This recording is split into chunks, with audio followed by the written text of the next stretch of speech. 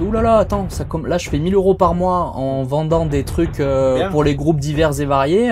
Je réintègre une autre école à la con en France qui sert à rien. Regarde, c'est réel. 30 000 € sur le mois, tu vois. On a quelque chose qui est formidable en France, qui s'appelle le chômage. On va rentrer direct en clash. Ouais. Si je regarde Viens on se taille, je vois instantanément que c'est de l'IA. J'étais pas bien dans ma peau. Et ça, on va y revenir. Quand t'arrives en Thaïlande, tu deviens vite bien dans ta peau. Aux States, on était connus en Angleterre, en machin. On avait des petits fans un peu partout. Je pense qu'on a fait 200 dates en tout, 250 dates. Quand même, bon, on a pris le van de Bordeaux jusqu'à Saint-Pétersbourg. On va pas se voler la face. Quand tu pars de France et que t'arrives ici, t'as un pouvoir que t'as jamais eu auparavant.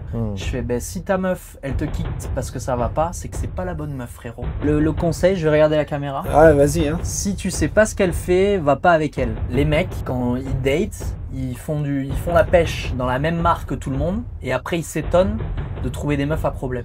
On va mettre les chaînes là. Cling.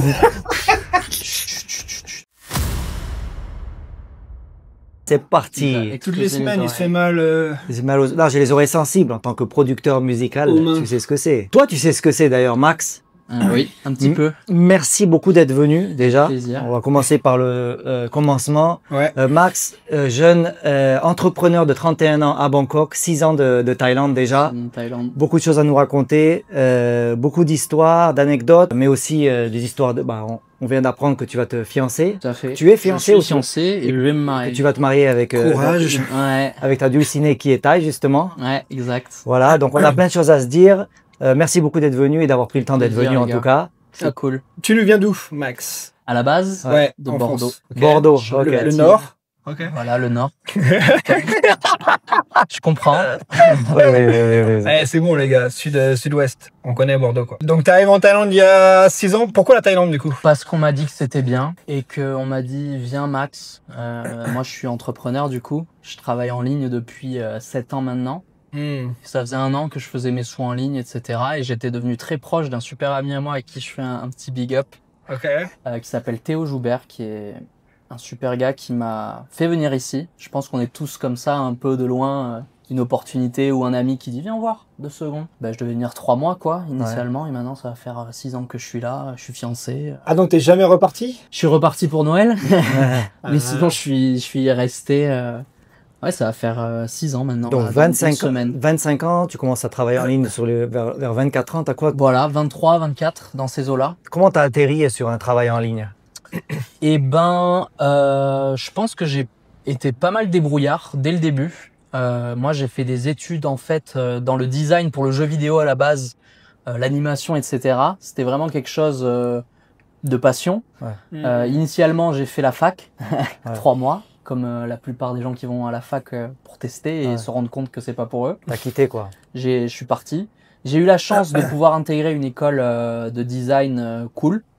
Et au bout de 3 ans, en fait, avec toutes les capacités que j'avais en design, ça commençait à me saouler en fait. On me disait, si tu fais du jeu vidéo, tu vas animer des cheveux à longueur de journée. Je fais, mais moi, je veux pas animer des cheveux, je veux... Pourquoi on dit ça? Pourquoi on dit des cheveux? Parce qu'en fait, dans la 3D, et peut-être que je me trompe parce que c'est un secteur dans lequel je suis plus depuis longtemps, on se spécialise énormément pour devenir spécialiste des cheveux, spécialiste de l'animation, spécialiste de ceci, de cela. Et en fait, tu deviens connu pour, voilà, il nous faut des cheveux incroyables, on va prendre ce mec aux cheveux. Spécialiste de la forêt. Il y a plein de secteurs, en fait, où tu deviens spécialiste. Et moi, je pense que j'ai jamais voulu être spécialiste dans ma vie. C'est pour ça que je fais plein de trucs et qu'il y a plein de trucs qui m'intéressent constamment.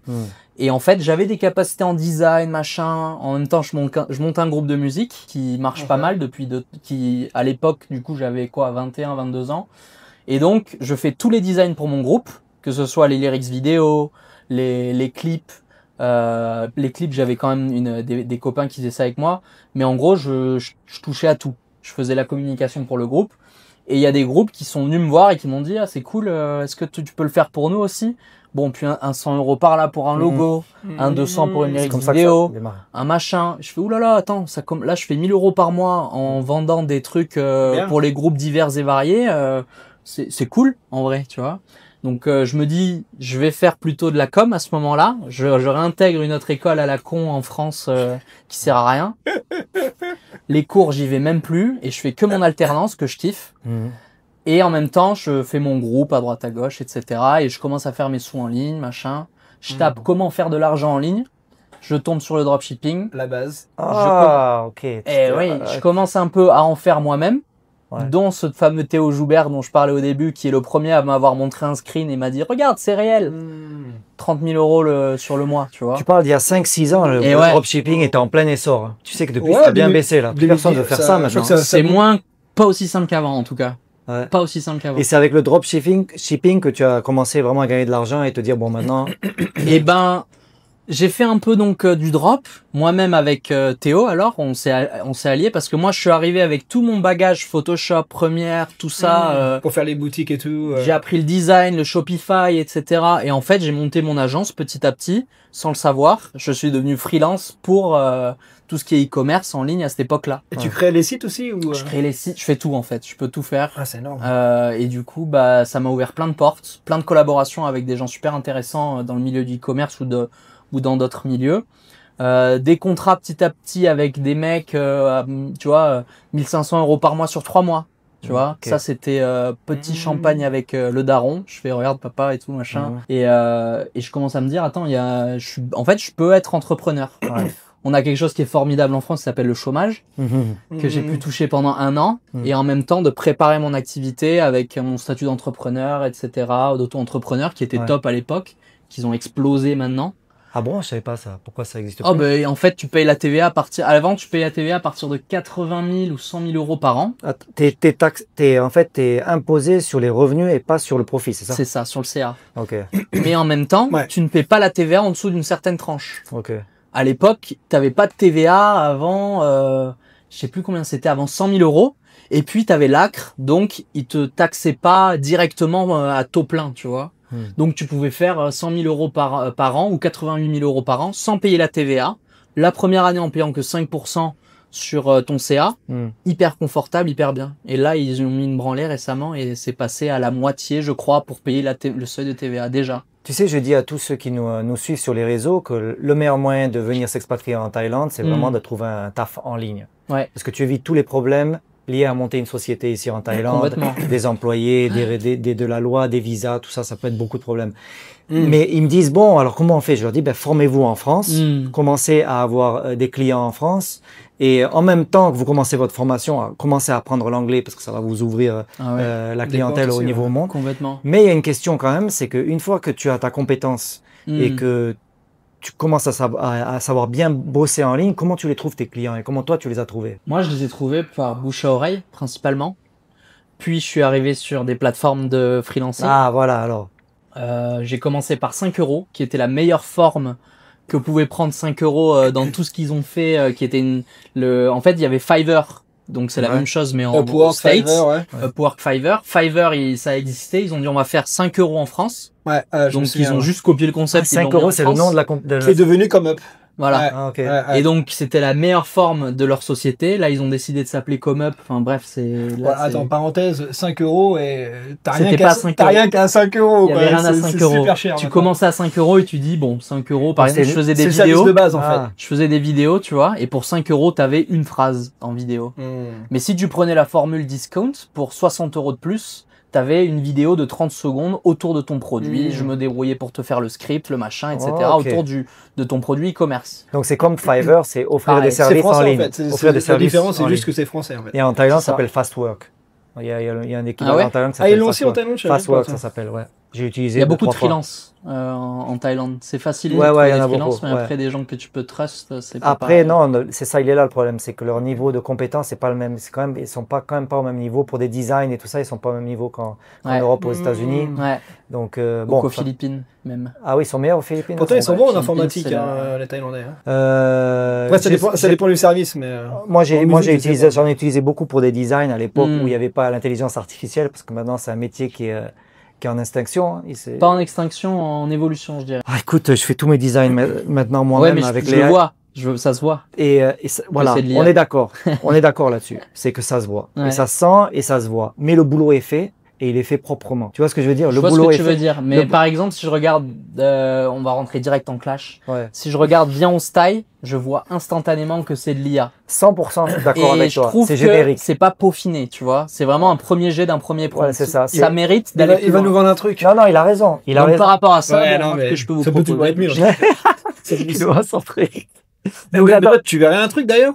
T'as un truc en tête ou J'ai pas de truc en tête qui me vient de suite, mais je sais qu'il y a mieux à faire. Ouais. Et moins générique. Après, si c'est votre placement d'être vraiment générique et qu'on comprenne d'un coup d'œil, voilà de quoi ça discute, je trouve que ça c'est top. Si tu peux le garder tout en améliorant la qualité de rendu et que moi du premier coup d'œil je me dise pas ça c'est de l'IA. Tu parles de quoi? De la vidéo ou de la vignette ou de la bannière? Peut-être la vignette.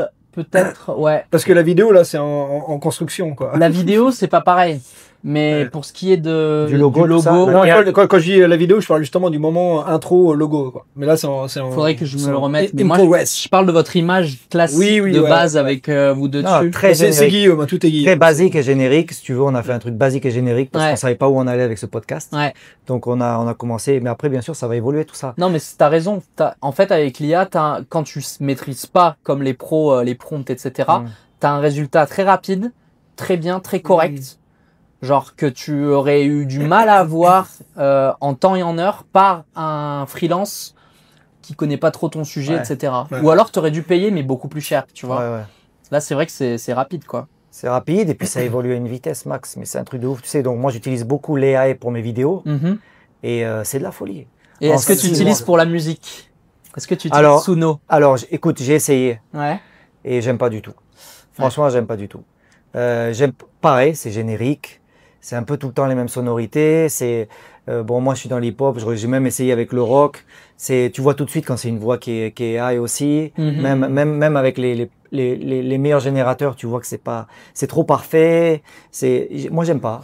Mais en fait, c'est là que moi je trouve que tu te trompes par rapport à l'IA. Parlons-en. Je sais pas si c'est un sujet qui va intéresser vos viewers, mais en fait l'IA aujourd'hui, pour moi, et alors je suis pas du tout un professionnel de l'IA, mais je l'utilise tous les jours. C'est parfait pour brainstormer, c'est-à-dire échanger avec une personne qui connaît tout ce qui existe sur Internet pour pouvoir te donner des feedbacks par rapport à ce que tu fais. Et c'est aussi super bien pour faire du coup des premiers jets. Tu me dis, j'aime pas la voix sur Suno. Qu'est-ce qui t'empêche, tu vois, de prendre un petit bout de cette voix de Suno et de la Suno, c'est parce qu'ils peut-être qu'ils savent pas, c'est un logiciel. Un logiciel AI générateur de musique. Voilà. Et c'est impressionnant. C'est vraiment impressionnant.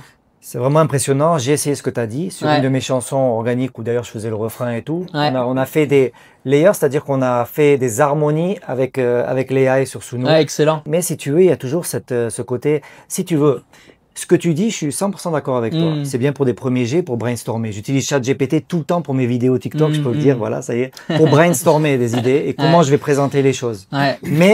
Mais c'est loin d'être parfait. Ça donne des idées, quoi, pour l'instant. Ouais, complètement. Et pour la musique, si tu es vraiment un amoureux de musique comme moi, et qui passe énormément de temps à essayer d'apprendre les instruments, à essayer de comprendre la théorie, tout ça, le solfège et tout, je trouve que c'est pas encore là, quoi. On en est pas là. Maintenant, pour quelqu'un qui a envie de rapper, qui a envie d'un beat et qui, il s'éclate. Pour les type beats, c'est génial. Ouais, il peut s'éclater. Ouais, c'est génial. Ouais, c'est vrai. Donc toi, t'arrives, on revient au sujet un peu. Tu arrives en Thaïlande à 25 piges. Ouais. Et t'as déjà des revenus en ligne. Exact. C'était ta première fois en Thaïlande? Première fois en Thaïlande. Ouais. Dis-nous un peu, raconte-nous les premiers mois. Le choc. Le choc. Déjà, je pense que comme tout le monde, quand tu arrives en Thaïlande et que tu sors de l'aéroport là, t'as cette chaleur, la bouffée, la claque, avec l'odeur et tout, et t'es là, mais j'ai jamais ressenti ça de ma vie, tu vois.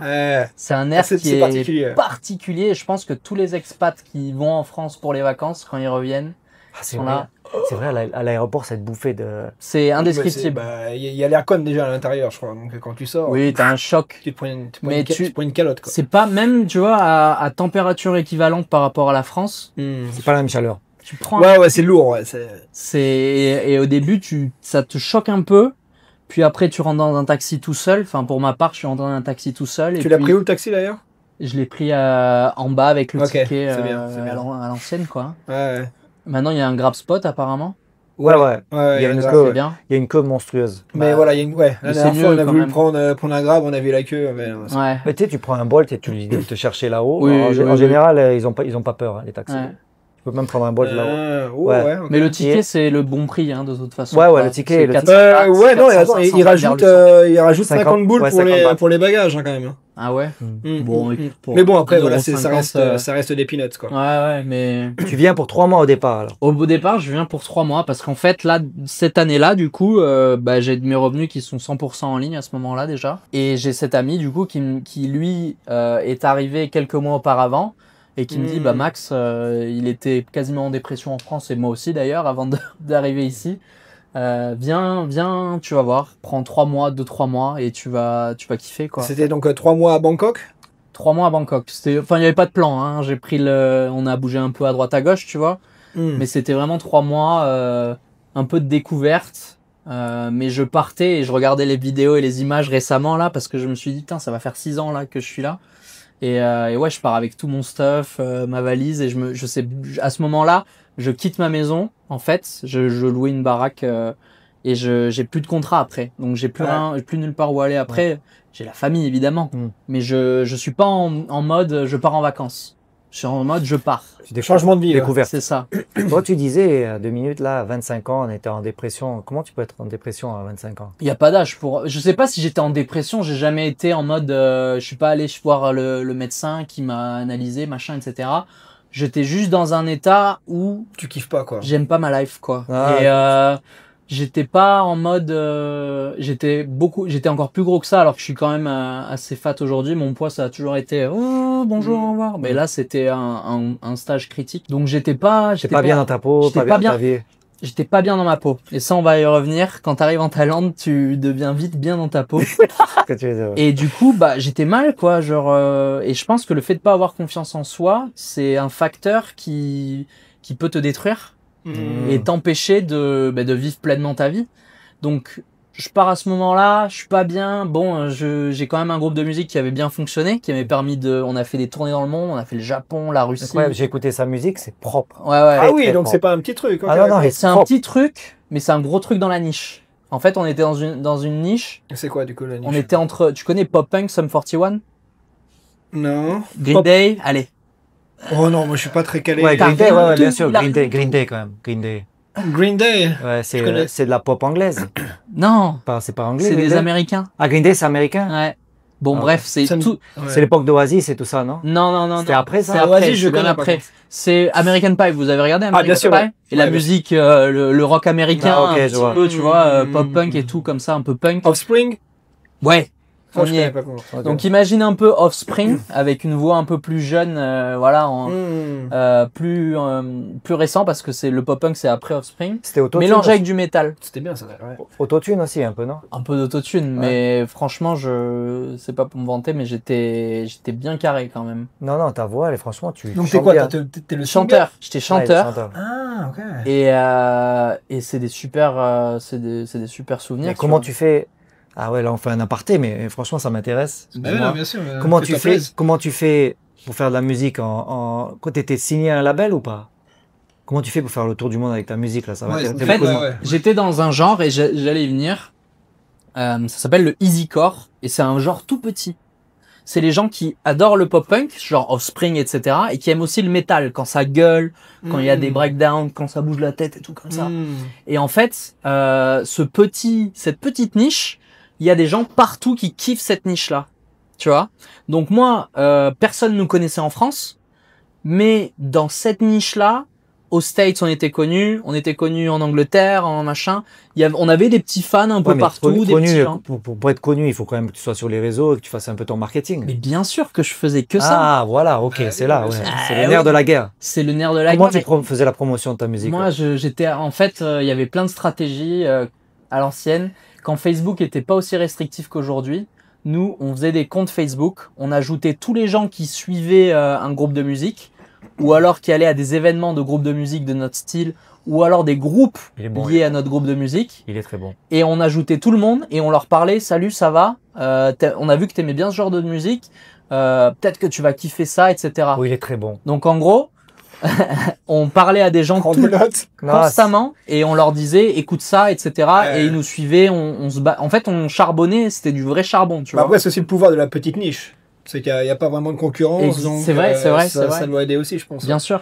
Donc, comment tu payais les voyages, du coup? Non, mais c'était... On vous faisait venir? On vous payait le voyage?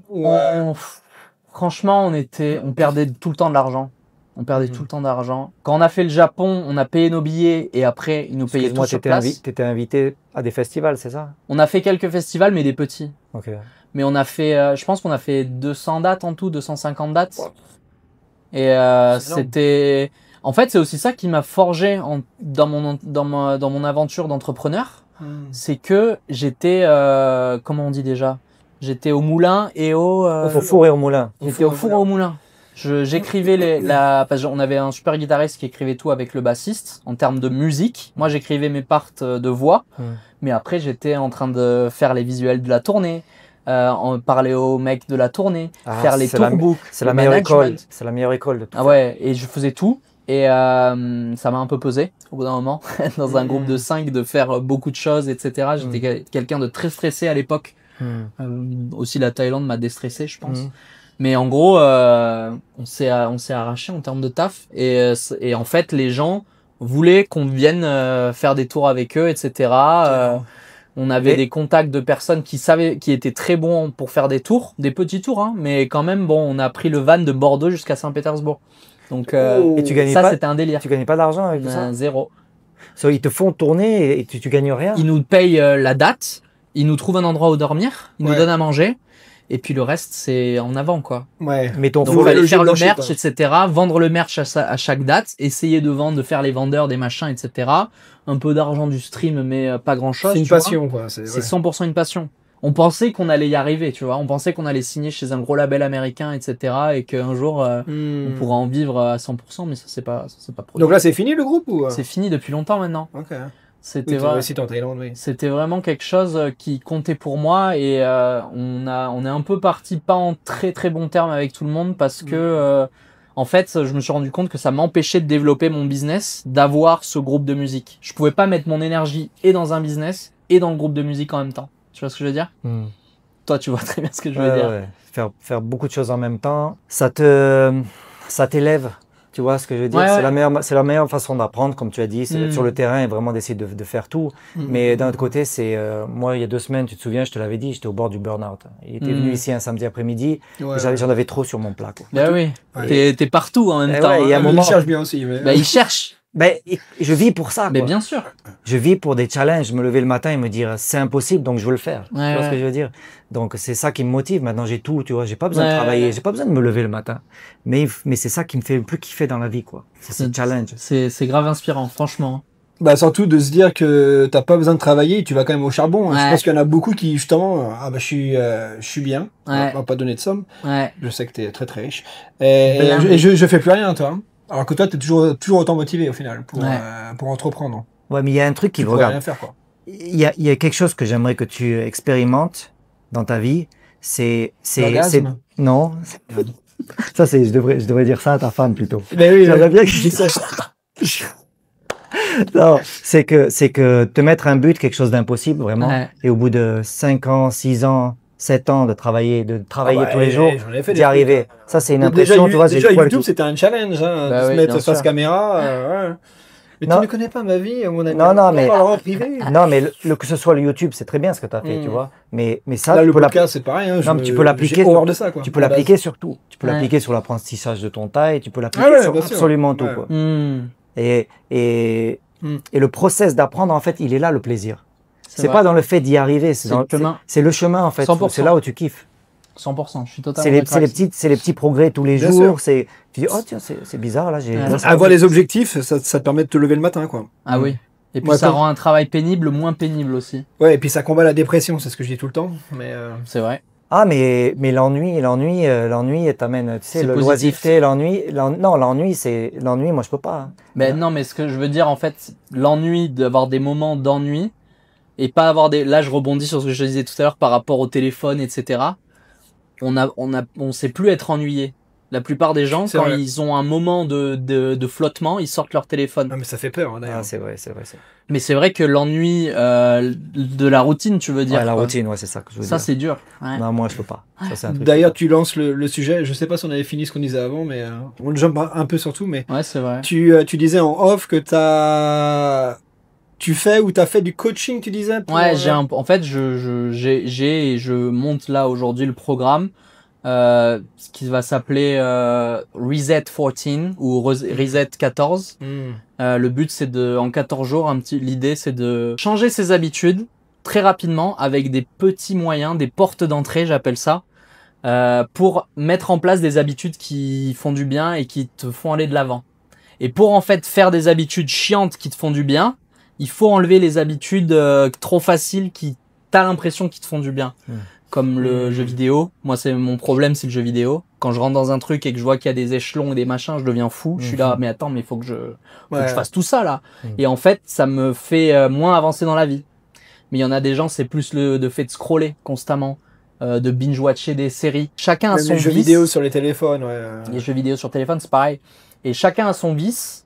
Qui en fait, qui est totalement un business en fait pour les big tech. Hein. Leur but c'est de te contrôler, de t'avoir le plus longtemps possible sur leur plateforme. Exactement. Et ils utilisent en fait des chemins neuronaux primaires chez l'humain pour te donner envie de consommer le contenu, tu vois.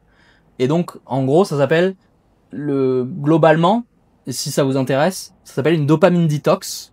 On retire de son quotidien les choses qui te font te sentir trop bien trop rapidement pour que les choses qui sont dures pour toi et qui te font pas du bien instantanément deviennent plus agréables à faire en fait. Comment tu l'as développé alors ce cours? Eh ben en fait moi je l'ai fait moi-même parce qu'au bout de 2 ans en Thaïlande, comme j'étais arrivé donc en septembre 2019, j'ai trop kiffé ma life pendant 2 ans et puis au moment j'ai commencé à stagner. Tu vois, la vie est trop facile en fait ici. T'as tout à ta portée de main, la nourriture, tous les trucs. C'est vraiment, si tu fais un peu de sous en ligne, t'as pas besoin de beaucoup d'argent pour vivre comme un prince ici et de tomber dans l'oisiveté. Et c'est exactement où j'étais dans ma life. L'oisiveté très dangereuse. Donc quoi, tu t'es mis dans les jeux vidéo, à scroller ton téléphone. Ouais, voilà. En fait, j'avais tous les trucs de merde. J'arrive, vu que j'ai monté mon agence et que j'ai des gens qui bossent pour moi. Hop. Je faisais 2-3 000 euros par mois en automatique. Je bossais 1 heure par semaine sur mon business. J'étais tranquille. Je pouvais faire des mois à 5 000, 7 000 euros avec très très peu de temps investi en fait. Et donc tu pourrais donner des conseils, peut-être des astuces pour s'écarter un peu des réseaux sociaux. L'astuce la plus importante, selon moi, c'est de jamais se réveiller et d'ouvrir son téléphone directement. En fait, ça... Coupable. Le problème de faire ça... Et se coucher pareil. Le problème de faire ça, et c'est surtout le réveil en fait. Parce que si tu commences avec quelque chose qui t'explose tes dopamines récepteurs dans ton cerveau, des trucs trop faciles ou des trucs qui un surplus d'informations directement. Quand je te dis, tiens, tu scrolles 1 demi-heure avec ton café le matin et après je te dis, vas-y maintenant, tu vas me rédiger 10 scripts pour 10 vidéos. Tu vas avoir beaucoup plus de mal à te lancer là-dedans. Plutôt que si le matin tu te dis je reste au calme. Tu perds ton attention, c'est ça? Tu perds ton attention et surtout tu as beaucoup plus de frottement à rentrer dans ta tâche de faire le travail que tu dois faire sur toi-même plutôt que si tu pars sans avoir scrollé ou sans avoir joué aux jeux vidéo, etc. Tu vois ce que je veux dire? Et en fait ça commence par là. Le résultat d'une bonne journée, quand on se sent bien à la fin d'une journée où on sent qu'on a bien bossé, etc. Ça commence rarement par une séance de jeux vidéo ou 1 heure de scrolling sur son téléphone. Tu vois ce que je veux dire? Tiens, je vais essayer ça demain matin, tiens. On va voir. Hein. Mais tous les matins, et moi j'en suis conscient, toi. Ce matin, je me lève. Mais genre, en fait, je dors, je me lève et je me dis, je vais peut-être dormir un peu plus longtemps. Je prends mon téléphone, juste pour checker, toi. Et je vois une notification, mais j'ai les yeux à moitié ouverts, toi. Je suis encore en train de dormir. Je suis... Et puis là j'ouvre, tac, et c'est le début de la fin, tu connais quoi, vous connaissez, hein, c'est que et tous les jours c'est comme ça. C'est que je suis même pas réveillé en fait. C'est que je suis en train, j'ai checké vite fait, je vais me rendormir, mais je suis conscient, je fais mais Charles, tu fais de la merde, t'es même pas réveillé, t'as les yeux sur le téléphone quoi. C'est ça, ça c'est dangereux en vrai, parce que du coup tu habitues ton cerveau à avoir trop de facilité en fait. Mais après, c'est pour ça que c'est bien aussi de créer des habitudes, d'être discipliné, parce que je fais ça le matin. Mais après, moi, j'ai ma routine qui est réglée comme un militaire, toi. C'est que je me lève. C'est bien. Je vais à la salle de muscu, même si je me suis réveillé avec le téléphone sur la tronche, toi. Ouais. Donc, ouais. Tu disais. Tu peux avoir les deux, hein. Ouais. Il y a une expression, je crois, si je me trompe pas, qui dit l'oisiveté, c'est la reine des vices. Il me semble. Un truc comme ça. L'oisiveté à Bangkok, j'en ai déjà parlé de ça aussi, c'est un grand danger pour plusieurs raisons. Ouais. L'alcool, les femmes, les mauvaises fréquentations. Est-ce que tu es tombé là-dedans aussi ou pas? Non. Franchement, ça n'a jamais été des milieux qui m'attirent. C'était quoi tu disais l'oisiveté, c'était quoi en fait qui te gênait? Les jeux vidéo qui... Ouais, en gros... Moi, j'ai toujours utilisé les jeux vidéo pour un peu sortir de mon quotidien depuis que je pense j'ai 8 ou 9 ans. Le pire, c'était à 13-14 ans, ce qui m'a permis d'apprendre l'anglais aussi. Donc, je le prends, tu vois. Mais c'est vrai que ça a toujours été une méthode pour moi pour éviter des choses, éviter des idées que j'aime pas, ou tout simplement à regarder la réalité en face, tu vois. Donc les jeux vidéo, c'est vraiment quelque chose qui m'ont pas aidé. Et en fait, c'est un tout. Donc à Bangkok, tu peux te faire livrer ta bouffe pour le matin, le midi, le soir. Tu sors pas de chez toi. Tu veux voir des gens, ils peuvent venir chez toi, ou tu vas en bas dans la rue, il y a des trucs juste à côté. Effectivement, tu veux boire, sortir, c'est pas cher. T'es assisté, quoi. T'es un assisté du début à la fin. Et en fait, le but pour moi, c'était de plus être un assisté et de combattre ces petites envies de retomber dans une routine qui me ferait du mal, tu vois. Et c'est vrai que chacun a un peu ses vices. Et la dopamine detox, c'est sortir un peu des vices pour rendre le reste plus facile. Et c'est quoi ton vice? Mon vice à moi? Là, c'est une bonne question. Ça. C'est une bonne question. Non, moi je pense que... Comme tout le monde, c'est le téléphone, non? J'ai ce vice, comme beaucoup de monde, mais je pense que mon plus gros vice, c'est mon frère qui me le dit lui-même, c'est que je sais pas m'arrêter de travailler. Mais ça en devient un vice, c'est que du matin jusqu'au soir, elle s'est habituée maintenant, mais j'ai pas un moment de repos, quoi. Et qu'est-ce que tu fuis alors?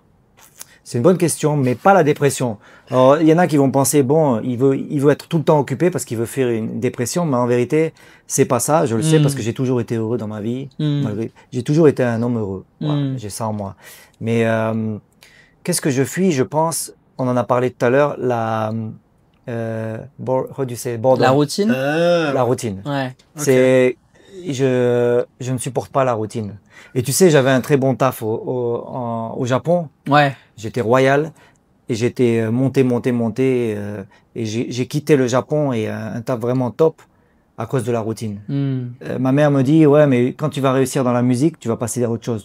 Elle a certainement pas tort, quoi. C'est pas grave. C'est qu'une fois que j'arrive à finir le game, après je veux passer à autre chose, quoi. Ok. Et sur autre chose, à ton avis, qu'est-ce que c'est après la musique si j'y arrive un jour? Acteur? Non. À part la musique, c'est lié ou pas? Non, complètement différent. Je sais déjà ce qui... Être numéro 1. Non. Déjà, la musique, c'est vaste, parce que tu peux être compositeur, tu peux être dans un band, tu peux musique être... de film. Non, après la musique... C'est avec la musique. Non, ce sera fonder une famille, quoi. Je vais avoir 10 gosses, être à la campagne et être un bon papa. Ah, excellent. Parce qu'on parle de succès, tu sais. Ouais. On en parle tout le temps, oui, mais lui, il a du succès dans la vie. Mais pour moi, ceux qui ont le plus de succès dans la vie, les grands gagnants, c'est les papas. Je suis d'accord. Qui ont leurs femmes, des enfants, que leurs enfants arrivent à l'âge adulte, ils sont sains, ils prennent pas de drogue, ils sont bien dans leur tête. Il est là le vrai succès, quoi. C'est pas une question d'argent. Ah, je suis d'accord. Et puis surtout, transmettre ce que toi t'as appris. Voilà, tout ça. Mais c'est tellement difficile d'élever des enfants, je le vois autour de moi. Que rien que d'arriver à faire ça et d'avoir toujours sa femme et d'avoir une famille stable comme ça, chapeau, quoi. Je suis d'accord. Donc tu te vois avoir des enfants avec Maïl Ah, mais déjà, là, j'aimerais bien commencer à avoir des enfants, quoi. C'est vrai que, ouais. 40, c'est facile. Ben nous, ça va. Moi, 47 piges. Oui, non, mais on est des hommes. Ouais, mais bon, si ton fils, il a 15 ans et que toi, t'es en mode 60 ans et tout, c'est sûr. Il paraît qu'on va vivre jusqu'à 100 ans. Il paraît. Bah, raison de plus pour prendre soin de soi, toi, d'aller à la salle, de faire du sport. Ouais, j'arrête ça, toi. Toi, je vois que tu fais beaucoup de sport, hein, de la boxe. En ce moment, ouais, je fais pas mal de boxe, ouais. Ça, c'est génial. Boxe style? Ouais. Ok. T'as un entraîneur privé ou tu vas dans un club? Je vais dans un camp qui est top parce que je me pointe quand je veux dans la journée. Et il y a des mecs en stand-by des traîneurs en stand-by. Tu me dises où tu t'entraînes. Je vais te donner. Pas partout, hein. Qui sont en stand-by et ils te font faire échauffement, 5 rounds de pad et ils te mettent au sac après. Ah bon, ça. Bien. Mais toi, t'as tout ce qu'il faut, non? Ouais, non, je me suis cassé le dos là depuis 3 semaines après avoir filmé la vidéo avec Joachim là. Et il m'a donné vraiment envie de me réentraîner. Et je suis allé me réentraîner, mais je me suis cassé le dos. Donc là, je reprends là. Comment tu t'es cassé le dos? Eh bien, tu sais, en fait, la vérité, c'est que j'allais m'entraîner, mais je faisais pas d'abdos. Je faisais que du sparring. Ok. C'est ce que j'aime le plus. C'est sparring, c'est tu te mets dans le ring et tu fais semblant. Ah ouais, moi c'est ce que j'aime le moins. Mais c'est ce que j'aime le plus parce que c'est technique et tout quoi. Mais le problème c'est que j'avais pas fait d'abdos depuis un moment et que c'est trop important de gainage, le gainage c'est hyper important. Ouais, et il m'a fait faire un exercice quand tu commences à prendre de l'âge. Il m'a fait faire un exercice où il balançait les gants et pour le jeu de jambes, il fallait ramasser par terre et à un moment il a entendu en plus. Ouais. Et heureusement c'était musculaire. Mais tu t'échauffes même pas. Tu te l'as fait à la Charles, Skarboski, mais tu fais quoi là? Mais ça sert à rien. Ça. Non mais je devenais de faire ça, c'est bien. je deviens un vrai taille. Hein. Non, sérieux, je m'échauffais même plus ni rien. Ah ouais, un vrai taille, ouais, exactement. Ouais. Donc bon, voilà quoi. Pour la petite histoire. Tu as 2 ans d'oisiveté et après qu'est-ce qui se passe? Tu rencontres ta femme là déjà ou... Non, pas déjà. Moi, je trouve que la femme avec qui t'es, c'est un peu la réflexion de comment t'es toi. Je sais pas si vous avez remarqué ça, mais les nanas, on en a des différentes à chaque stade de notre vie, carrément. Ouais, c'est vrai. Et dans ce stade d'oisiveté ou de vraiment de trucs où j'étais pas forcément bien, j'ai pas forcément trouvé la nana avec qui j'allais me fiancer. Tu étais sur les applications de rencontre, tout ça? Bien sûr. Tinder? J'ai tout fait, moi. J'ai fait Tinder, Bumble. Non, j'ai pas tout fait. Je me suis arrêté là. Je sais qu'il y a du tie friendly des fois. Tie friendly. Je l'ai pas utilisé celle-là. Non. Mais en tout cas, voilà, je rencontre une nana. Qu'est-ce que t'as pensé du dating, du Tinder, du dating à Bangkok? Je sais pas quoi en penser. Parce qu'en même temps, quand t'arrives en Thaïlande et que du coup on en parlait, j'avais pas confiance en moi. Et que d'un coup, t'as beau faire 100 kilos, t'as des regards sur toi, tu vois. Ah, donc tu parlais de ça. Par rapport à la confiance en soi. Bien sûr.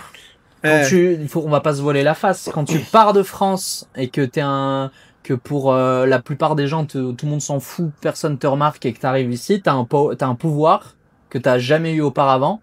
Il y en a, ça leur monte à la tête et ils se prennent pour n'importe qui. C'est ça, faut être solide. Ouais. Et il y en a, comme moi, je pense que je me suis pas pris pour n'importe qui, mais tout simplement, je me suis dit, ah putain, j'ai le droit aussi d'avoir un peu d'attention, un peu de machin. Donc voilà, passport bro, loser back home. Ouais, tu réponds quoi à tous ceux qui vont voir la vidéo, qui disent ouais, elles veulent ton porte-monnaie, elles te veulent pour l'argent. Oui. Ah oui, on va mettre les chaînes là. Cling. On dit pas, on dit référent. On comprendra qui pourra. Donc tu l'as senti ça, tu as senti que certaines filles étaient là pour l'argent? Je l'ai pas senti, mais j'allais pas plus loin que sortir avec des filles, même avoir une copine et tout. Je me disais pas en mode je vais la marier, etc. T'as des anecdotes justement avec peut-être des rencontres avec des filles, tu t'es dit oula, elle est bizarre ou... En vrai, pas trop. Mais au début, on a toujours les premières copines que t'as quand t'arrives en Thaïlande, c'est pas les best quoi. C'est des brouillons quoi. Ouais, c'est un test, tu vois. Et puis ça passe pas. J'ai jamais eu de grosses embrouilles, de gros problèmes avec une fille. Honnêtement, hein, parce que j'ai toujours été honnête. Genre, si c'était quelque chose plus charnel que je recherchais, je le disais. Si c'était du sérieux, je le disais. Et ma fiancée aujourd'hui, du coup, parce que je vais bientôt me marier l'an prochain, c'est jamais été en mode, moi je fais que du sérieux, hein. C'est, je rencontre la personne, je vois comment le feeling est, et puis je pars pas avec des a priori en mode, cette nana c'est pour me marier, cette nana c'est pour ceci, c'est pour cela. Qu'est-ce qui a fait que, j'ouvre la porte. Qu'est-ce qui a fait que justement que c'était elle et pas une autre? Par rapport à sa mentalité. J'ai jamais rencontré en fait une femme, je pense, aussi féminine dans sa façon d'être. Pas en mode aussi princesse, machin, nana. C'est une force tranquille qui me rassure et qui, je sais pas, cette douceur, cette féminité, je l'ai jamais ressentie ailleurs. Et puis on a accroché sur plein de points différents. Elle aime le développement personnel, etc. Ce que n'avait pas mon ex de l'époque où j'étais pas très bien, dont j'en parlais.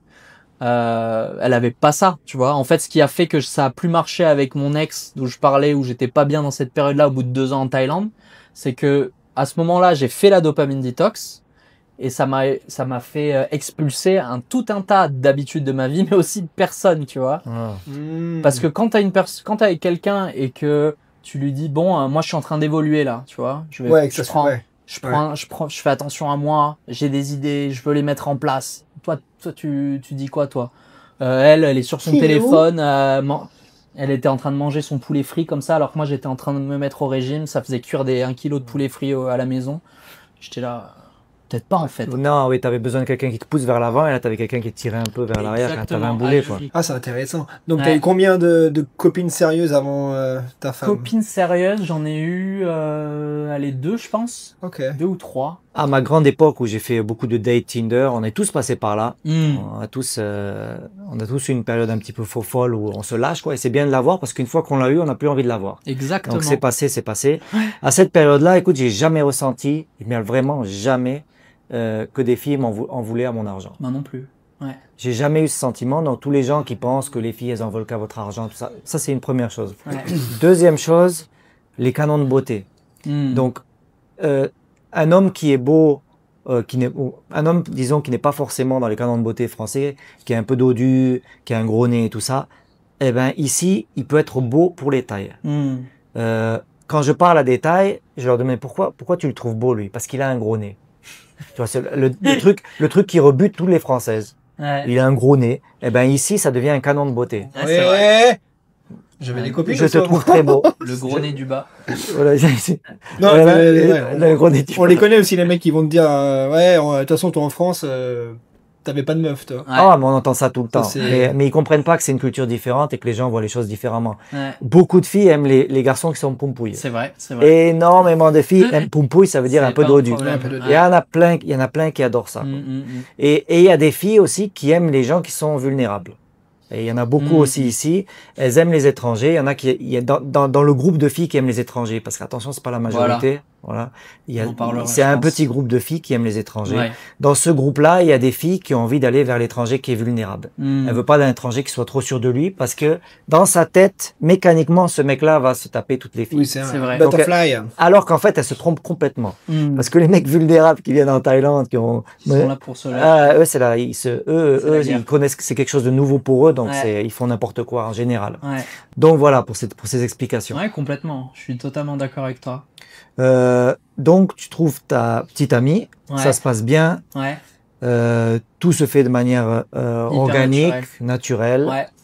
Et là, comment tu fais le pas en disant elle est pour moi, quoi? Je sais pas, mais avec toute l'expérience que j'ai eue par le passé et l'état dans lequel je suis aujourd'hui et dans lequel où j'ai rencontré ma fiancée. À l'époque, je faisais 20 kilos de moins à l'époque. J'ai pris beaucoup de poids depuis que je me suis mis avec elle. Ah. Elle m'a vu à mon prime. Et en fait, c'est une des seules filles, des seules nanas de ma vie qui, quand ça allait pas, je dis ça va pas. Elle me fait ouais, mais tu vas y arriver. Elle m'a dit continue d'essayer. Et ça m'était jamais arrivé. Je veux pas de conseils, je veux pas de machin. Mais c'est ok de pas aller et de faire de son mieux, tu vois. Et en gros, ça m'a fait un déclic. Je me suis dit, mais il y a qu'une bonne personne qui peut être comme ça et qui peut te supporter même au plus bas, tu vois. Il y a une mentalité autour de, il faut pas se montrer un peu fragile, il faut pas montrer son côté faible ou le côté quand ça va pas auprès des femmes parce qu'elle te quitte en un claquement de doigts. Je fais, si ta meuf, elle te quitte parce que ça va pas, c'est que c'est pas la bonne meuf, frérot. Il faut être naturel. À mon avis, c'est ma vision des choses. Après, on a le droit de pas être d'accord, mais ça fait partie d'un couple, du haut et des bas et de évoluer ensemble. Et c'est la première nana avec qui je sais, contrairement à mon ex, qui va évoluer avec moi. Tu vois, on fait du sport ensemble, on va au Muay Thai ensemble le samedi matin. On va marcher à Benjakiti. Elle me fait à manger impeccable. Moi, je paye les courses. Tu vois, des petits trades comme ça, des trucs. Elle paye quand même sa part. Attention. Mais on est sur des échanges qui fonctionnent. Tu vois. Mais j'irais même plus loin en fait. J'irais même plus loin en disant que quand tu es dans une relation où avec une taille, par exemple, ou avec une autre, où tout se passe vraiment bien et où tu es smooth sailing, tu vois, tout va vraiment tranquillement bien, chacun fait sa part des choses et tout ça, c'était dans une relation qui est dangereuse. Dans le sens où c'est quand tu as le dos au mur et quand il y a vraiment des gros problèmes que tu vois vraiment de quoi la femme est faite et de quoi l'homme est fait. Et quand il y a un gros clash, en vérité, c'est très bénéfique pour moi. Donc avec Maëlle, par exemple, au bout de 6 mois, on a eu un clash monumental et j'ai vu que la Maëlle que j'ai connaissais, ben, c'était la même après le clash et pendant le clash. Elle avait les mêmes traits, elle n'était pas devenue un démon, elle n'était pas à m'insulter, elle a toujours été respectueuse et on a réussi à surmonter ce premier clash. Puis il y en a eu un deuxième 1 an et demi après et c'est très important en fait d'aller à ces clashs à certains moments. Tu vois. Avec les tailles, le clash, ça arrive assez vite. Ça arrive ou ça arrive pas du tout en fait. Ou ça arrive pas du tout, ouais. Ouais, là, pour moi, c'est dangereux, quoi. Bah les mecs qui ont 3 ans d'amour parfait, que tout est vraiment parfait, parce qu'ils ont tout déjà. Il y a beaucoup de mecs qui débarquent, ils ont tout, ils trouvent une femme, la femme, et ils s'en occupent ils la traitent comme une princesse parce qu'ils ont tout. Donc ça arrive au mariage, et il n'y a jamais eu de problème, et puis le mec a un problème, il tombe dans une dépression, son boulot ça va pas, son fils lui parle plus, et il se rend compte que la femme est pas du tout dans le support. Bien sûr, bien sûr. Et là, c'est un problème, là, il comprend pas. Ouais, exact. Donc, aller au conflit au moins 1 ou 2 fois, testez-la, quoi. Et que ce soit la taille ou même la française. N'allez pas non plus créer de fausses histoires, mais oui. Mais c'est bien d'aller au conflit de temps en temps. En fait, bien sûr, si t'es pas d'accord, oui. Moi, j'irai pas jusqu'au conflit, tu vois. Je pense que tu peux avoir des conversations avec ta femme taille, ta fiancée taille, sans que ça parte en conflit, tu vois, ouvert, en gueulante, etc. Et c'est vraiment un truc que j'ai développé énormément et ça se travaille avec les filles taille. Moi, je sais que ma fiancée, elle a eu des mecs farang, mais elle a pas eu de copains farang en vraie relation. Tu vois ce que je veux dire de ce qu'elle me dit. Mais vu comment les choses se passent, je la crois. Et en fait, la différence, c'est que je lui apprends à communiquer. Je lui apprends à parler parce que j'arrive à capter instantanément quand il y a un truc qui va pas. Et je l'attrape comme ça, je fais « Alors, comment tu te sens? Qu'est-ce qui t'arrive ?» Je fais un peu le psychologue. C'est ce que je te disais l'autre jour. Et je l'apprends dans le sens en mode « Tell me how you feel ». Je lui demande pas qu'est-ce qui va pas. Je lui demande qu'est-ce que tu ressens, comment tu te sens, etc. Et au début, elle galère, elle m'explique pas, machin. Et puis après, les langues se délient. Et puis maintenant, dès qu'il y a un truc et que je vois que ça va pas, je fais hey, ça va? Qu'est-ce qui t'arrive? Et en fait, elle me dit merci Max, tu m'as changé. Parce que jamais j'aurais discuté comme ça avec mon ex ou autre. Le fait de parler, de discuter, d'ouvrir la communication, c'est comme un conflit, mais pas conflictuel. Tu vois ce que je veux dire? Non, les conflits en Thaïlande sont pas conflictuels. Ça gueule pas comme nous dans les Méditerranéens. Voilà. C'est des conflits, ça peut être des conflits silencieux. Moi, je trouve que ça dépend des personnalités, des caractères. Ça gueule. Ouais, c'est des conflits. Ça peut être aussi des conflits silencieux. Et puis il y a aussi la durée aussi. Ça fait combien de temps que t'es avec ta copine? Ça fait 2 ans. Ouais, moi ça fait 12. Ouais.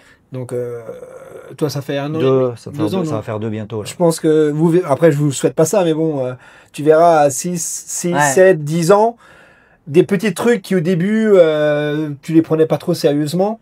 Au bout de 10 ans, vu qu'on se connaît par cœur, ça peut partir en étincelle directe. Ouais, ça dépend des couples, je pense. Mais c'est pas l'inverse normalement. La logique voudrait que justement après au bout de 10 ans, tu te connais. Ça peut être les deux en fait, ça dépend quoi. Mais vu que tu connais tellement bien la personne et tu connais ses défauts et tu sais ce qui te trigger, ça peut aussi très vite partir quoi. Franchement, ça dépend. Mais ça dépend des couples. Et il n'y a pas une expérience qui est la même entre des couples parce que les gens, chacun vit leur relation. Comme il la vit, quoi. Donc, elle fait quoi, du coup, ta copine, elle travaille ou... Ouais, elle est business consultant chez AIS. Bien. Et elle peut travailler de la maison. Donc, ça, c'est cool aussi. On peut partir un petit peu des week-ends. Tu conseilles à quelqu'un qui vient en Thaïlande de trouver une copine qui travaille Non, parce que tu sais qu'il y en a qui arrivent ici. Si vous savez, voilà, le conseil, je vais regarder la caméra. Ah, vas-y, hein. Si tu sais pas ce qu'elle fait, va pas avec elle. Si elle n'est pas capable de t'expliquer, je travaille ici, je fais ci, je fais ça, voici mes missions, dégage. Voilà. Donc des fois c'est très vague et là c'est comme tu le dis, il faut courir. Ah non, c'est important. Ça c'est un piège à con ça. Parce qu'il m'est arrivé plein de fois où tu demandes à la fille 2, 3 fois, 4 fois ce qu'elle fait, tu sais toujours pas. Et même en parlant taille, là il faut. Ça ça pue ça. Ouais. Il y a des sponsors, des trucs un peu. Ah, on va pas les blâmer, j'aurais fait la même chose. Mais bon, après t'as des mecs qui recherchent justement, on a déjà parlé plein de fois, mais qui arrivent ici en mode Superman, ils sont là pour sauver la petite qui est défavorisée, et ils sont contents de subvenir à ses dépenses, jusqu'au jour où c'est trop et ça part vraiment en chicane et là ils sont à chialer. Je pensais pas qu'elle m'aurait fait ça, mais mec, depuis le début, tu fais que lui donner. Non, tu fais que lui donner, quoi. Ils sont naïfs, mais tu sais, sur le site Amourtail là qu'on a ouvert là, quand je parle aux bonhommes qui sont en France dans la campagne et qui ont accès à aucune fille qui parle à personne, ils ont cette forme de naïveté. Ils savent pas du tout à quoi s'attendre en Thaïlande. Ouais, complètement. On leur dit, et tu peux pas les blâmer, quoi. Ils connaissent qu'elles. Oui, non, mais attends, tu viens pas de naître. En France, t'as une éducation. Moi, je suis arrivé en Thaïlande avec mon éducation. C'est pas parce que t'arrives dans un pays qui est pas le tien que tu dois devenir une larve et t'allonger au sol. Tu vois ce que je veux dire? T'as tes principes, t'as tes valeurs. Et d'ailleurs, c'est ce que t'as fait avec ta copine. Tu as dit, voilà, il y a un problème, on discute. Moi, c'est pareil, c'est ce que j'ai fait avec elle. Toi, on se prenait la tête au début. Nature morte, t'attires la gueule, tu comprends pas. Non, on discute. Quand il y a un problème, on parle, toi. On va pas se faire la gueule pendant 6 mois. Exact. Et donc après voilà, t'arrives avec ton éducation, tes valeurs et tout, et faut surtout pas se laisser marcher dessus, toi, quand t'arrives en Thaïlande. Mais alors, je te donne un exemple là, et vous allez me dire ce que vous en pensez. Il y a un bonhomme sur le site qui est venu me parler, il me dit, G, là je parle à cette fille-là, pendant 2 semaines on se parlait, c'était le rêve. J'allais prendre mon billet pour venir, et là, elle a coupé la communication complètement. C'est une fille pour laquelle j'ai eu un entretien vidéo, donc. Elle a coupé la communication et 1 semaine après, je reçois un message, un texte d'un autre téléphone qui dit « J'ai perdu mon téléphone, excuse-moi, mais je peux plus trop te parler, ça va être compliqué parce que j'ai plus d'argent pour en acheter un nouveau. Et là, j'ai dû arrêter mon travail pour aller vivre avec ma mère. » Non, alors, quand tu viens de la campagne française, tu tombes sur une fille comme ça qui t'éblouit par sa gentillesse, tu lui parles 2-3 jours. Tu vois, t'es tout seul dans ton champ et t'as pas parlé à une fille depuis 5 ans. Et elle, tous les jours, elle est là à te regarder et à faire des vidéocalls. Et t'entends cette histoire. Tu es naïf. Oui, mais c'est ce que je dis. Est-ce qu'en France, tu ferais ça? T'es dans ta campagne en France, tu rencontres une Française, je sais pas où, moi, qui est à 200 km de chez toi, elle a pas eu son téléphone. Est-ce que tu ferais ça, toi? C'est vrai, c'est un peu... ce que je veux dire, c'est mon point, en fait. T'arrives en Thaïlande, t'arrives avec tes réflexes. Avec tes réflexes et tes connaissances de chez toi, et la Thaïlande, c'est pas différent. Ce qui change, c'est la culture, après, peut-être l'approche avec certaines filles, nanana. Mais dans la globalité, ça reste des femmes et on est des hommes, tu vois ce que je veux dire? Vous avez vu là la nana en France qui s'est fait arnaquer par Brad Pitt, là? Ouais, j'ai vu. Attends, il y a pire que ça, là. Il y a l'astronaute, là, qui a... Ça, j'ai pas vu. Vous avez pas entendu parler de la japonaise qui a envoyé de l'argent à un astronaute parce qu'elle avait plus d'air? Mais non. Ah non. Bah après, c'est pas autant que Brad Pitt, mais elle lui a envoyé 4 000 ou 8 000 euros, un truc comme ça, quoi. Et ça, c'est le haut du panier, mais... Bon. Il y a des gens, ils se font arnaquer, ils sont naïfs. Non, c'est la naïveté. Donc Le il y a beaucoup de naïfs, du coup, alors, en Thaïlande. Bah, le problème de la Thaïlande, c'est que c'est des mecs qui ont jamais eu d'attention, qui en ont d'un coup d'un seul de l'attention. En plus, les filles thaï, elles prennent très soin d'elles, donc elles sont relativement jolies. Et de toi. Et t'es là, mais merde. Non, ils savent pas quoi faire de cette attention, ils savent pas comment la gérer, tout simplement. Exactement. Donc c'est là la naïveté, ils sont loin d'être cons, hein. C'est loin de les insulter. C'est pas du tout de la connerie, c'est un peu de naïveté, tout simplement. En 2025, il n'y a plus d'excuses, quoi. T'es naïf, si vous regardez cette chaîne, il y a 20 ans, non mais ouais, moi ça fait 3 ans que je me bats, ça fait 3 ans que je me bats sur YouTube à essayer d'éduquer les gens sur les filles thaï et sur le pays dans sa globalité. Je veux dire, en 2025, il n'y a plus d'excuses, quoi. Et moi, j'ai eu des mecs qui m'ont contacté, ils font, hey, Charles, je regarde toutes tes vidéos, je suis avec cette fille-là, elle m'a pris 400 000 euros, je comprends pas, nanana. Je fais, mais mec, t'as regardé mes vidéos? Oui, mais je suis tombé folle. Non, mais là, c'est un choix. Non, mais là, c'est un choix. Je veux dire, je peux pas, qu'est-ce que je fasse, hein? Ouais. En 2025, il n'y a plus d'excuses. Après, je suis peut-être un peu dur, mais moi, j'aime bien cette dureté. T'as Internet. Je te rejoins. Bah ouais, toi t'es trop gentil, naïf. Non. T'arrives en Thaïlande en 2000, en 2005, moi je suis arrivé en 2008, il y avait pas vrai. Je me suis installé en 2011, je sais pas si tu te souviens, mais j'avais même pas internet moi sur mon téléphone, toi. En 2011. Je l'ai eu avec ma deuxième ex, ouais. Mais je me souviens que il fallait on allait encore dans les cybercafés. Je me souviens dans les cybercafés à Bangkok, toi. Excellent. Donc là à cette époque, t'as le routard et t'as quoi d'autre? C'est tout, quoi. T'as le routard, quoi. Non, moi, c'est Lonely Planet. Donc là, tu peux te faire entuber. En 2025, il n'y a plus d'excuses, quoi. Il y a trop d'informations. Et puis, il y en a, je suis désolé, ils cherchent à se ravoir, quoi, tout simplement, quoi. Ils le savent très bien, mais voilà, ils y vont. On en parlait tout à l'heure en off, tu voulais dire un truc, d'ailleurs, par rapport aux hommes qui vont dans les... qui croient que les filles, moi, ce qui me saoule, tu vas me dire ce que t'en penses aussi, Guillaume, on en a un peu parlé avec Charles, c'est les mecs, quand ils datent, ils font la pêche dans la même marque que tout le monde, et après ils s'étonnent de trouver des meufs à problème. Ou alors, les mecs, ils arrivent en Thaïlande, ils ont l'attention et ils veulent des meufs faciles, mais après, ils s'étonnent quand c'est des starbes. Tu vois ce que je veux dire?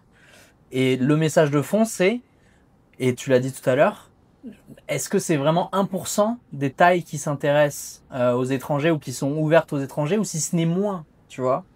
Donc en fait, dans ce pourcent qui nous reste, des nanas qui sont intéressées de près ou de loin ou qui sont ouvertes à date des étrangers, est-ce que ce pourcentage-là, il est si, comment dire, significatif? Ouais, est-ce que ça peut pas représenter toutes les nanas de la Thaïlande? Parce qu'il y a peu de Thaïs qui sont intéressés finalement par les étrangers ou qui se verraient être en couple avec des étrangers.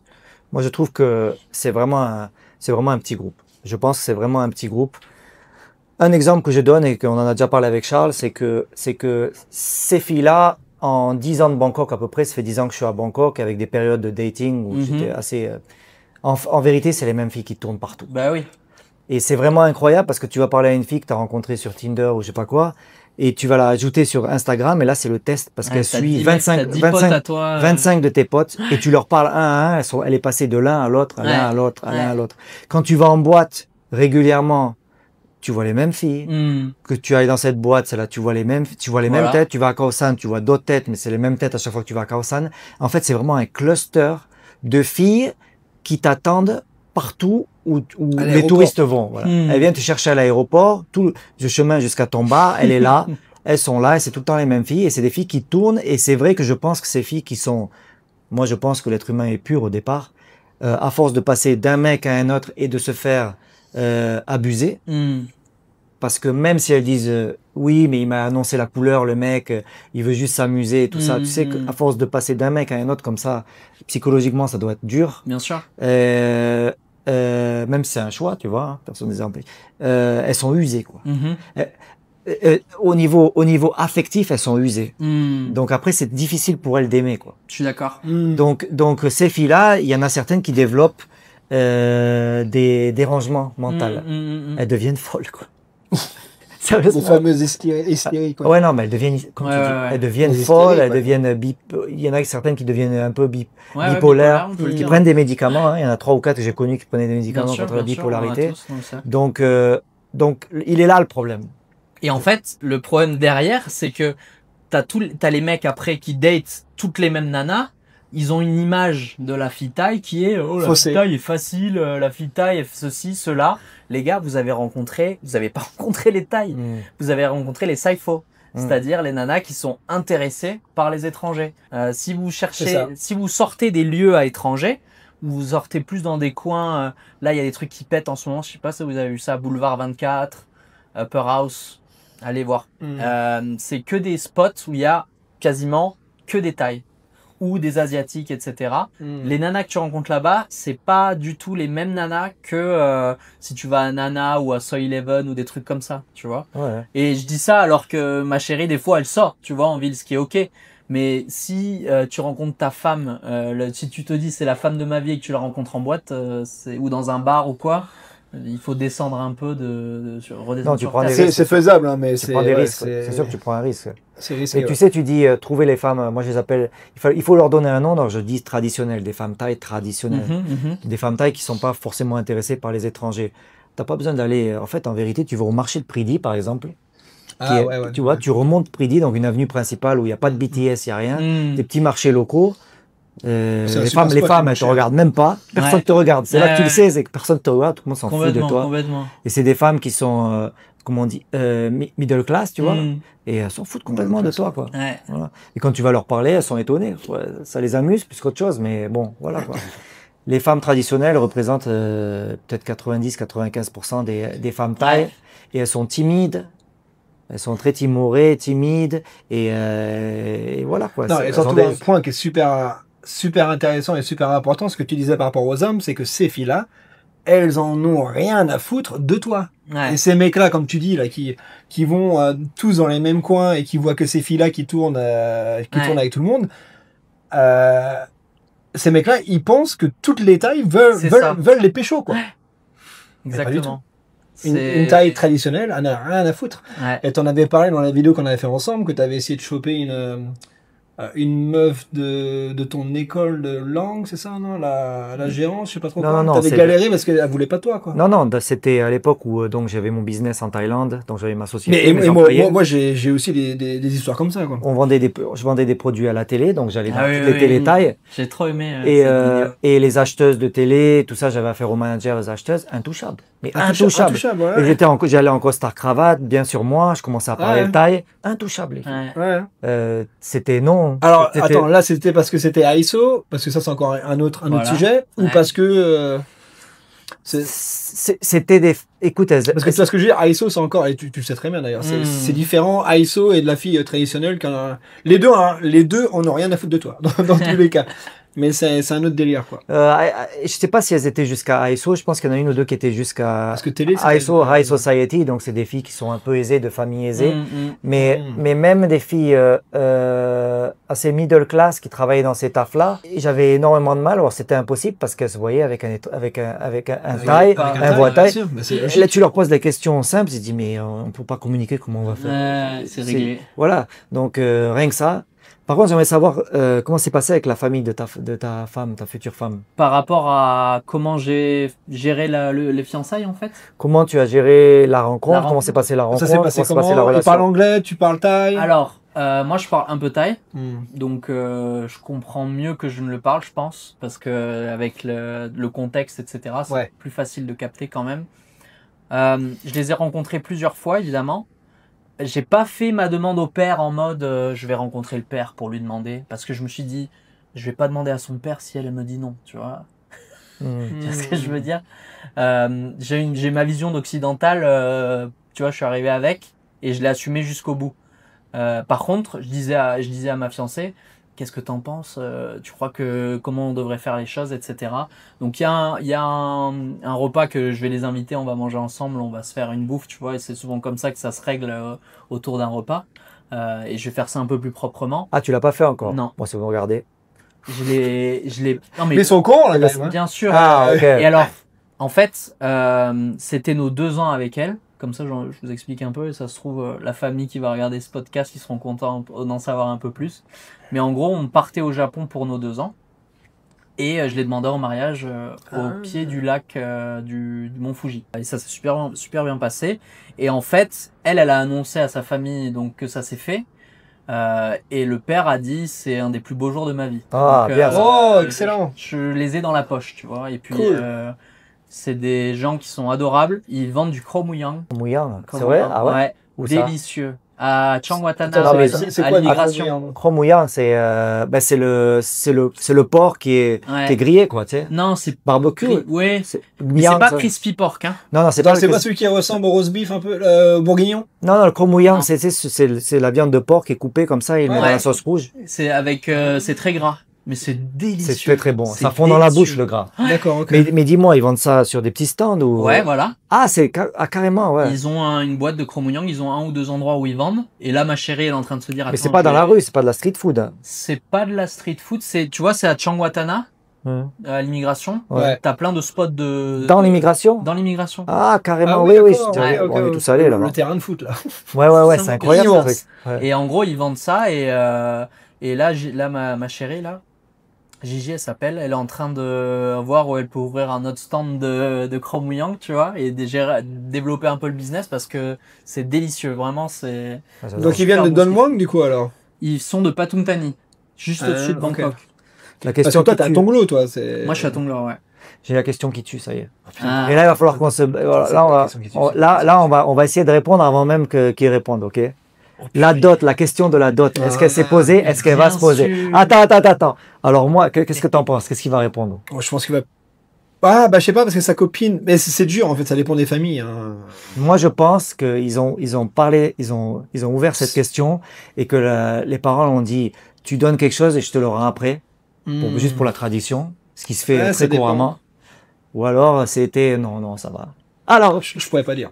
Charles, t'as pas d'idée, toi? Ben non, parce que maintenant, les mentalités ont évolué, mais les parents, ils ont un certain âge, donc je sais pas. Ouais. Mais s'ils sont traditionnels, c'est bien de donner, ils te rendent après. Mais bon, voir. Ouais, ils peuvent garder aussi. Mais, La question de la dot, c'est très intéressant. C'est la question cool. J'en ai parlé même avant le mariage, tu vois, de la dot. C'est des conversations pour moi qui sont importantes, tu vois, de discuter de sujets qui fâchent le plus rapidement possible avec ta chérie. Donc elle a eu un enfant déjà par le passé. Ok. À la taille classique, 18-19 ans, le taille qui se barre. Une femme sur deux, je crois, presque. Ouais, il y en a beaucoup. Bref, et du coup, tous les sujets qui fâchent, on les a épluchés. Et puis quand on s'est fiancés, la question est revenue. Je fais, mais tes parents, ils vont me demander les sous, comment je vais faire tout ça? Et elle m'a dit qu'ils s'en foutaient en fait, apparemment, ou ils accepteraient si je leur donnais, mais que c'était pas le plus important. Et il y a un autre truc qui s'est créé du coup.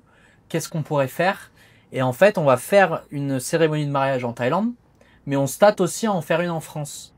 Et donc l'idée qui est parvenue, c'est je leur paye le voyage en France pour participer au mariage et en même temps voyager, etc. Une famille thaï qui a jamais mis les pieds en Europe ou quoi, tu vois, ça pourrait être aussi une partie de la dot finalement. C'est un peu flou, j'aurais pas de réponse définitive et bien croustillante à te donner, mais en tout cas, moi avec ma belle famille, c'est très naturel et ils sont très modernes, tu vois, ils sont pas en mode à boule le million ou des trucs comme ça, tu vois, pas du tout. Donc il a quel âge son enfant à ta copine? Elle a 12 ans déjà. 11 ou 12 ans. Ouais.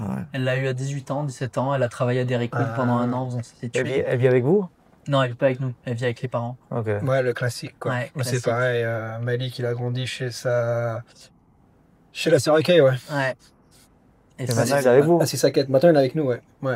Mais tu vois, ça rassure presque, en fait, que ma fiancée, elle a déjà eu un enfant. Et quand tu vois l'enfant qui est super bien éduqué, trop belle, trop sympa et tout... Je suis là, mais attends, mais c'est magnifique. Elle parle anglais ou pas? Elle parle un peu anglais, elle fait du Duolingo tous les jours, bien, en anglais. Et tu vas avoir un enfant aussi? Peut-être. Bah, je sais pas. T'aimerais bien ou? Je sais pas. Okay. Des fois, ça me fait peur un peu. Des fois, je me dis, est-ce que je suis assez mature pour avoir un enfant? Tu vois? T'as le temps. J'ai le temps, mais bon, elle a déjà 31 ans, quoi. Ouais, ne me dis pas ça, moi, 47 piges. Non, mais ma fiancée, elle a déjà 31 ans, tu vois. Ah ouais, non. Elle a l'âge de Mile. Elle est là. Ouais, elle a 31 ans aussi. Après 34, 35, ça commence un peu à... Oh non, c'est 40, je crois. Plus 40, 45. Ouais, mais c'est chaud, hein. Ça évolue la technologie. Bon, moi, c'est foutu. Ah ouais? Ah non, toi, c'est vrai, toi, tu veux pas d'enfants? Bah, avoir 40. Ah, mais j'ai toujours voulu avoir des enfants, mais ça s'est pas fait. Et plus je vieillis maintenant, et plus je me dis, j'aurais dû. Non, mais non, justement, c'est que maintenant j'ai 40 ans, je suis pas encore bien financièrement et tout. Je me dis, ouais, au final, c'est peut-être pas plus mal de pas en avoir, tu vois. Ok. Je suis libre. Ouais. C'est aussi une excuse pour se rassurer. L'aspect financier est hyper important. Ouais. Bah ouais, toi, si j'étais bien financièrement, j'aurais peut-être plus d'envie, toi. Hein, plus de regrets. Mais là, au stade où je suis, au final, c'est pas plus mal, quoi. Et moi, c'est pareil. Moi, je me vois dans toi, Charles. Tu vois, j'ai 31 ans, mais je me pose la question est-ce que j'aurai un enfant ou pas? Mais est-ce que je me mets des excuses en termes de budget? Est-ce que c'est plus autre chose? Et elle, est-ce qu'elle veut un enfant? Je pense pas qu'elle le veuille. Elle ferait pour toi, quoi. Ouais. C'est un peu comme Kay, toi, la Malik, elle dit j'aimerais bien en avoir avec toi, mais si on n'a pas. Ouais, genre si je lui dis non, je te garde pour moi, elle va me dire. Mais après, elles ont tellement galéré, j'imagine. Moi, ma femme, elles ont un peu la même histoire, toi. Moi, Kay, elle a galéré avec son ex et tout. Il s'est barré. C'est lui, il me semble, c'est lui qui voulait un gamin et quand il est tombé enceinte, il s'est barré. Donc. Génial. Ça motive pas pour après. Franchement. Je veux dire, ça reste coincé dans la tête, toi. Même si t'es avec ta copine depuis des années et tout va bien, je pense que c'est psychologique. Tu te dis ouais, mais si je retombe enceinte, est-ce que ça va être le même délire, toi? Ouais, ça doit jouer. Il était pas taille, hein. Il était pas taille en plus. Non, parce que je sais qu'il y en a, ils vont dire en commentaire et tout. Il s'appelle les hommes thaïlandais. Il s'appelle Malik, c'est ça? Ouais. Non. Donc il était quoi, arabe? Franco-arabe. Ah, ok. Il y a beaucoup quand même de papa thaï qui disparaissent. Ouais, c'est fou. C'est un phénomène, oui, qui est bien présent. T'as des projets apparemment? Tu es en train de monter quelque chose en Thaïlande, une grosse structure? Pas une grosse structure, mais c'est un projet. C'est un projet autour des cliniques et de l'hôpital. Tu peux en parler ou pas? Pas trop. Ok, bon, d'accord. Mais une prochaine fois, dès que ce sera un peu plus développé, ce sera plus simple. Donc qu'est-ce qu'on peut te souhaiter pour l'avenir, Max, alors là? Bah, moi j'ai envie d'évoluer toujours. J'ai envie d'évoluer. En Thaïlande? Ouais. J'ai envie de faire des choses pour moi, j'ai envie de construire des choses. J'ai envie de toujours kiffer ma vie, de continuer à suivre des gars cool comme ça en Thaïlande qui représentent la vraie Thaïlande. Merci. À mon goût. Enfin, la vraie expérience expat. C'est pour ça que je suis là. Je serais pas venu ici alors que j'ai rien à vendre, j'ai rien à proposer. Si je savais pas que j'aurais eu une discussion cool et un truc qui me plaît, quoi. Et je pense qu'aujourd'hui vous proposez quelque chose qui est pas, qu'on n'a pas trop en ce moment, quoi. C'est ce que je veux dire. C'est gentil. Ouais. Donc, super gentil. Bah, c'est nouveau, hein, le podcast. Hein. Oui, le podcast, mais aussi avant vous étiez pas en team, tu vois. Charles, toi t'as ta vision du vlog, toi t'es plus dans le côté business, etc. Monter un maximum de choses, la musique, etc. Je trouve que ça fonctionne bien et je trouve que vos contenus respectifs respectent vraiment l'expérience d'expat, quoi. Je le répète, mais c'est cool. Ah, c'est super gentil. Merci beaucoup, on apprécie. Et d'ailleurs, moi personnellement, je t'apprécie beaucoup. Ah ouais, moi j'ai adoré la rencontre. Je te connaissais pas vraiment. Ouais, en fait. C'est clair. Ouais. Et là, je viens de découvrir une belle personne. Donc, est-ce qu'on peut leur demander t'as quelque chose de te suivre ou quoi que ce soit, d'écouter ta musique? Est-ce que quelque chose que... Si vous voulez qu'on échange autour, si vous avez des pubs à faire, du business en ligne à faire, donc tout simplement, vous voulez suivre un peu ce que je fais, je peux mettre mon Insta. Ouais, si tu veux, je te mettrai. Tu me donneras ça.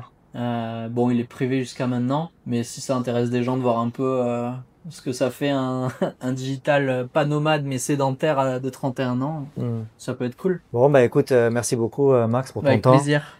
Et mot de la fin, Charles, t'es bon. Alors, si vous voulez venir passer un petit moment avec nous comme Max et partager votre expérience de la Thaïlande, en description de vidéo, vous trouverez notre email, donc n'hésitez pas à nous envoyer un petit message et puis peut-être qu'on se verra prochainement dans ce bel appartement. C'est très confortable. Et n'oubliez pas d'appuyer. Oui, et n'oubliez pas de vous abonner, bien sûr, de commenter, de liker. Et faire un partager, don. Faire un don. Et faire un don. Envoyez la thune. Ok, allez, bye bye. Ciao. Ciao. Bye.